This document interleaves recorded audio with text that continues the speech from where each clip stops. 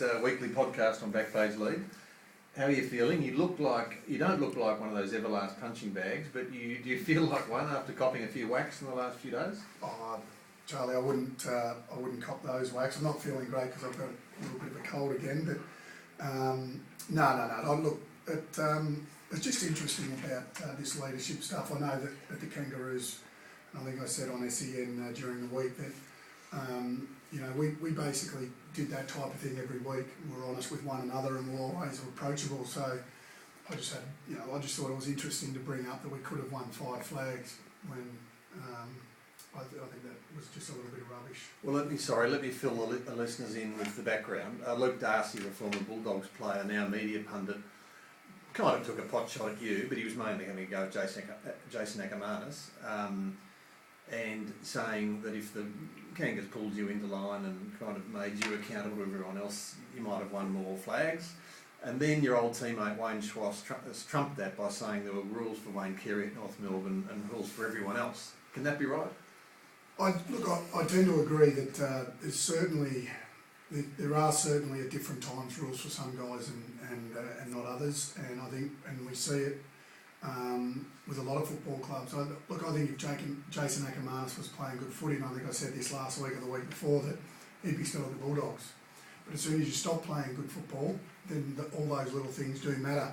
The one thing that I will say is that I've never caused trouble at the footy club. It's been fairly well documented, the one piece of trouble that I got in while I was playing football. All of my troubles have certainly, well not all of them, but 95% of them have come after I finished playing and have been addressed. But while I was never late to training, went about things, was always, did everything right as far as football was concerned at the football club, so never really had to be spoken to. And when I did have to be spoken to in regards to form, I certainly was in no unfashionable terms by the coach, Dennis Pagan. And for anyone to suggest that Wayne Carey was the leader of the Kangaroos, they're ill-informed, and there's no doubt that Dennis Pagan ran that football club, and I was probably one of the only guys that was able to approach Dennis, because guys like Schwatter, who was the vice captain, was too scared to, and hence I had to go about doing that. But yeah, look, at different times, no doubt. I do remember one occasion where Dennis pulled us into the office and basically said that we were having too many to drink after a game, and he said there was only beers, and there was only one guy that was able to do that and still perform. And the guys took that as that was me, and started calling me Steve Seagal, which was in a movie called Above the Law. Steve Seagal. How long were you called Steve Seagal for? Oh, about a week. Before you took matters into your own hands, did you? No. It had the right effect though, because I think we all sort of had a good look at ourselves and thought, well, maybe we are. And then I suppose Dennis thought, well, if that had an effect on me, and then all of a sudden, players, and there's a lot of truth in jest sometimes.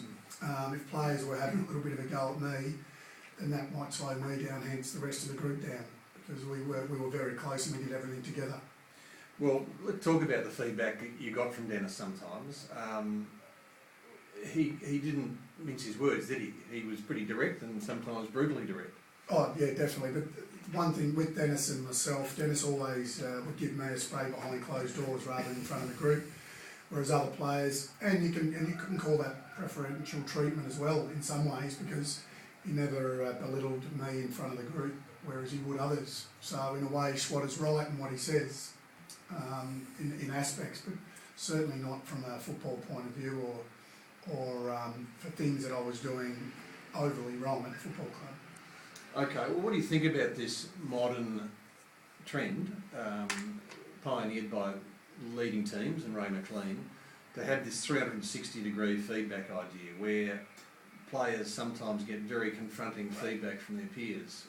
What do you reckon of it? I'm not a fan of it purely because when you're at a football club, you know that there are leaders and there are guys that sit back, and I think it's already been said that you get, Matthew Lloyd actually said it, you get a group of guys that will talk, and then you'll get a group of guys that don't say anything. So the same guys are saying the same things, and then often a quieter type player will just copy what someone else has said because he doesn't know what to say.